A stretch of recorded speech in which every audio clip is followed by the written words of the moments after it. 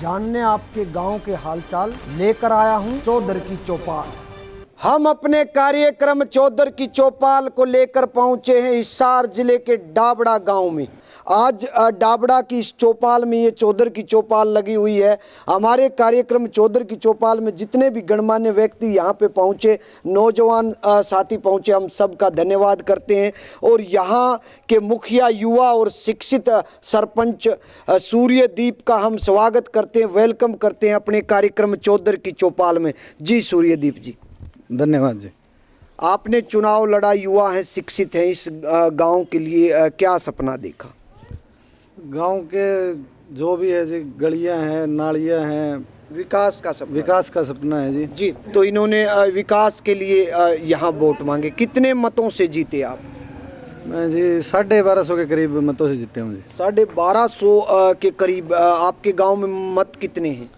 सारे 3000 वोट पोल हुए थे जी। 3000 वोट पोल हुए और 1250 मत से जीते आप। यहाँ ये मान के चलिए कि चौधर की चौपाल में हम बातचीत करें, जनसंख्या डाबड़ा की कितनी है? जनसंख्या होगी जी 7000 जनसंख्या के करीब है जी। लगभग 7000 जनसंख्या डाबड़ा की, और यहाँ से 1250 मत से जीते सूर्यदीप। हम अपने कार्यक्रम चौधर की चौपाल में सबसे पहले बात करते हैं शिक्षित और युवा सरपंच हैं आप, और हरियाणा में शिक्षित ग्राम पंचायतें बनाएगी। सबसे पहले शिक्षा के मंदिर जो गांव के सरकारी स्कूल के हालात कैसे हैं, उसमें अध्यापक पूरे हैं या नहीं हैं, बिल्डिंग कैसी है? बहुत अच्छी बिल्डिंग है जी। अध्यापक भी पूरे हैं, बिल्डिंग भी अच्छी। बाकी ये जी गांव में प्राइवेट स्कूल है आसपास में सारे, तो ज़्यादा बच्चे गांव के प्राइवेट स्कूल में पढ़ते हैं जी। आपके गांव में खेल स्टेडियम है या नहीं है तो उसके हालात कैसे हैं? खेल स्टेडियम तो बना नहीं हुआ है जी। वैसे ग्राउंड है, पुराना वर्कशॉप था पहले, उसमें ग्राउंड बना। 7000 की जनसंख्या, आपने मांग की है खेल स्टेडियम की? खेल स्टेडियम की अभी मांग रखी है जी, हमने प्रस्ताव भेजा है खेल स्टेडियम के लिए। ग्राम सभा में रखा है? ग्राम सभा में ही पास करके भेजा है जी, ग्राम सभा में सरकार। और आप अगर स्टेडियम बनाया जाए तो आपके गांव में शामलात जमीन है जिस पे बन सके? काफी जमीन है जी, 50 एकड़ जमीन पड़ी है, कहीं भी करवा देंगे। जमीन देने के लिए तैयार है? बिल्कुल तैयार है जी। आपके गांव के, अभी हम आए यहाँ पे, गलियाँ अच्छी दिख रही हैं, बाकी पूरे गांव में ऐसी ही गलियाँ हैं, और गांव की फिरनी के हालात कैसे हैं? फिरनी जी आधी फिरनी बनी हुई है, और बाकी प्रस्ताव सारे करके भेज रखे हैं जी हमने जी।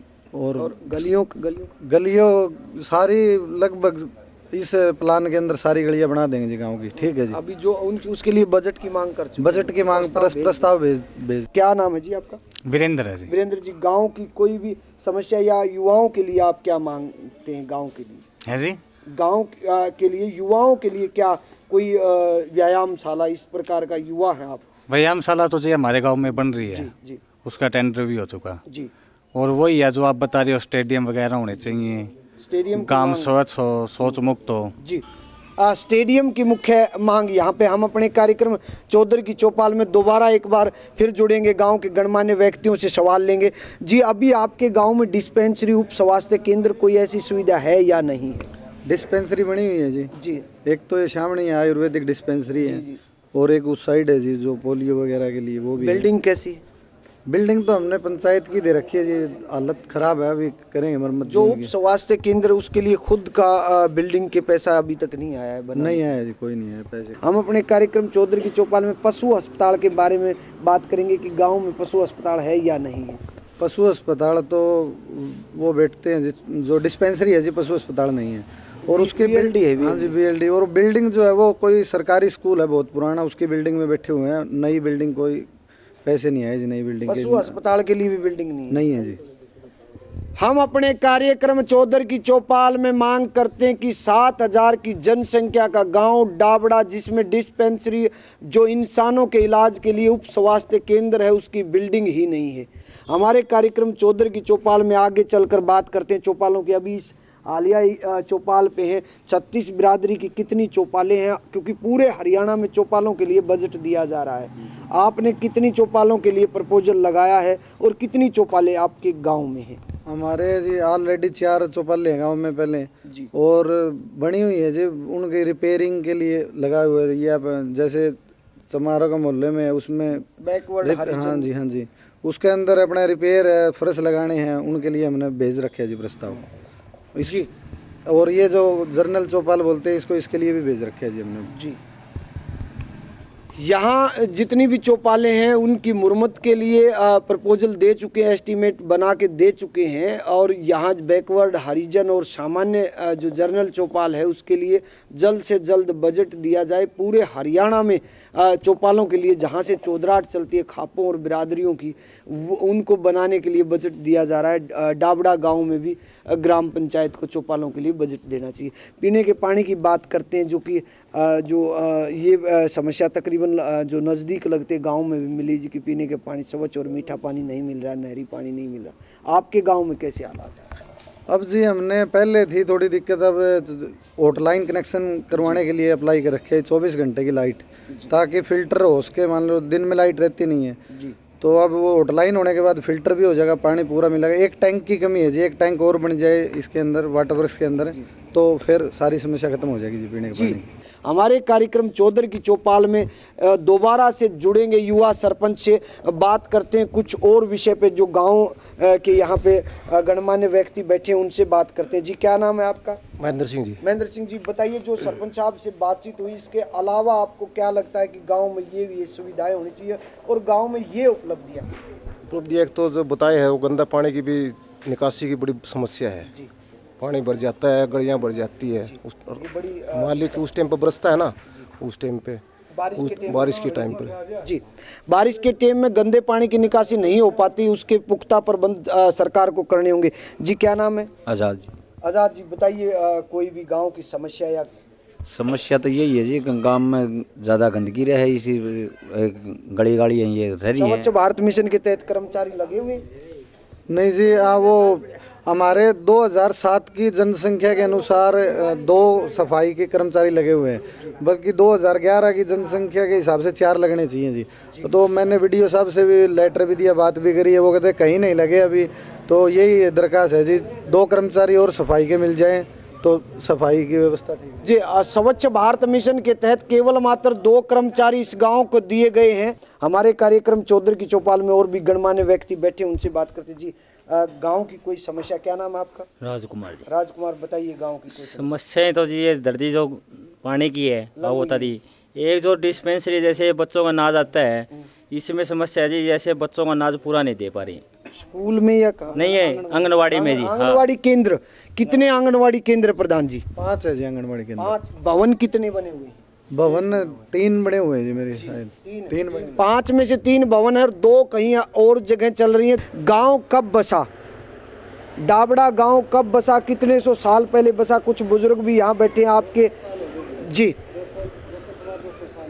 क्या नाम है जी आपका? सुरेंद्र नाम है जी। सुरेंद्र जी, बताइए। 200-225 साल हो गए हमारे गांव को बसे हुए। कहाँ से निकासी हुई? निकासी तो अलग अलग जगह से हुई है, अलग अलग गोत्र की हुई है। जैसे मावलिया गोत्र की राजस्थान से हुई है। सबसे पहले इस गांव में डूडी गोत्र के लोग आके बसाया था इस गांव को। उसके बाद ही सारे गांव सब और गोत्र आए हैं जी। लगभग 200 साल पहले आके बसा, कोई राजस्थान से, कोई कहीं से, 3-4 गोत्र का खेड़ा डाबड़ा। कोई भी आपके गांव में, सरपंच साहब आप भी बता सकते हैं, आपके गांव में कोई भी ऐसा खिलाड़ी रहा हो, स्वतंत्रता सेनानी रहे हो, आपके गांव की कोई भी उपलब्धि चौधर की चौपाल में आप रख सकते हैं? जी। हमारे गांव से जी चौधरी कमल सिंह मंत्री रहे हैं जी, और 3 बार एमएलए बने हैं। 3 बार एमएलए है और गांव में 4 बार, मतलब 6 बार एमएलए हमारे इस गांव ने दिए हैं सरकार को। 6 बार एमएलए बनाए हैं। 4 बार तो कमल सिंह बने, 1 बार सरदार हरि सिंह जी बने, 1 बार पूर्ण सिंह जी बने, 1 बार कप्तान रणजीत सिंह बने थे ज्वाइंट पंजाब में जी।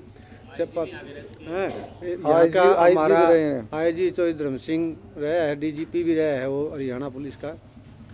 और अब भी गांव में अच्छे बच्चे, कई बच्चे तो हमारे 2 बच्चे तो अभी एसडीओ लगे हैं 2011 में, और भी बच्चे अच्छे लाभ के पदों पर हैं। शिक्षा का क्षेत्र ठीक है, शिक्षा के लिए मतलब हमारा हब है, हमारा गांव नज़दीक ही है। बेटी बचाओ बेटी पढ़ाओ अभियान, उसके तहत यहाँ पे बेटियों के लिए माहौल कैसा है? दूसरा, लिंग अनुपात रेशो कितना, लगभग कितना है? ठीक है जी, लिंगानुपात पहले से बढ़े है जी 5-10% जी। और माहौल तो गांव का बहुत बढ़िया है जी, हमारा भाईचारा है आपस में सारा जी। बेटियों को पढ़ाने के लिए पेरेंट्स हर एक घर में मतलब पढ़ते हैं जी, पूरे इसार कॉलेज तक जाती है बेटियां जी। इशार कॉलेज तक पहुंचती हैं बेटियां, और यहाँ पेरेंट्स हैं बेटियों को पढ़ाने के लिए तैयार और तत्पर रहते हैं। दूसरा, लिंग अनुपात रेशो में भी सुधार। हम लिंग अनुपात रेशो हमारा बहुत बढ़िया है जी, बहुत बढ़िया बताया यहाँ के गणमान्य व्यक्तियों ने। हम अपने कार्यक्रम चौधरी की चौपाल में खुले में शौच मुक्त भारत अभियान के तहत आपके गांव में कितने शौचालय बन चुके हैं, कितने बाकी हैं? अभी जी शौचालय तो लगभग गांव में हर घर में बने हुए हैं जी। तो गवर्नमेंट ने स्कीम चलाई थी पीछे कि 12-12 हज़ार रुपये देंगे शौचालय बनवाओ जी। तो सारे गांव वालों ने बना दिए जी। अब वो स्कीम को कह रहे हैं कि स्कीम बंद होगी, ग्रांट नहीं मिला, कोई ग्रांट नहीं मिला, किसी को पैसे नहीं दिए जी।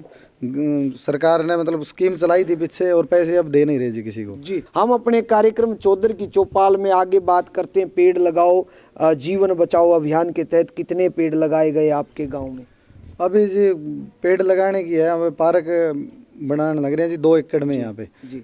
तो उसके अंदर पेड़ लगाएंगे गांव में, गलियों में जहाँ स्पेस मिलेगा जी फिरनी पे अभी लगाएंगे जी पेड़ पौधे हम अपने कार्यक्रम चौधरी की चौपाल में एक बार फिर जितने भी गणमान्य व्यक्ति आपके मन में जहन में कोई भी मस्तिष्क में कोई भी सवाल यहाँ कार्यक्रम में कि सरकार के सामने ये सवाल बिजली का, बिजली की तारों का या किसी भी प्रकार की कोई समस्या आपको इस कार्यक्रम में रखनी है तो कोई भी बोल सकता है जी। आइए। पूर्व सरपंच, क्या नाम है जी? रणधीर जी। पूर्व सरपंच रणधीर जी से हमारी बात यहाँ की समस्याएं और उपलब्धियाँ जी। समस्या यह है जी किसान के लिए आज सरकार किसानों के ऊपर केस बांध रही है पराली के लिए जी।